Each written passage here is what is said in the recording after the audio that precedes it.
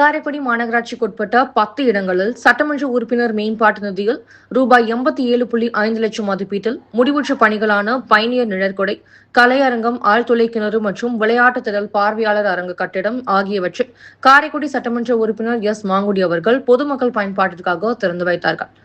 நிகழ்வில் காரைக்குடி மாநகராட்சி பொறுப்பு மேயர் குணசேகரன், ஆணையாளர் சங்கரன், அரசு வழக்கறிஞர் பாலசுப்பிரமணியன், மாமன்ற உறுப்பினர்கள் கார்த்திகேயன், துரை நாகராஜன், மேயர் நாச்சம்மை, ரத்தினம், அஞ்சலி தேவி, அமுதா, கனகவல்லி, காரைக்குடி மாநகர காங்கிரஸ் தலைவர் சண்முகதாஸ், நகர செயலாளர் குமரேசன், முன்னாள் தலைவர் பாண்டிமையப்பன், வட்டார தலைவர் காரைபாலா, எக்ஸ் ஒன்றிய கவுன்சிலர் சொக்கலிங்கம், முன்னாள் வார்டு உறுப்பினர் கணபதி, கம்யூனிஸ்ட் கட்சி PL ராமச்சந்திரன் மற்றும் இளைஞர் காங்கிரஸ் பிரவீன், பீட்டர், வர்த்தக காங்கிரஸ் தலைவர் ஜெயபிரகாஷ், சிவா காங்கிரஸ் மற்றும் திமுக கூட்டணி கட்சி நிர்வாகிகள், பொதுமக்கள் உட்பட பலர் கலந்து கொண்டனர்.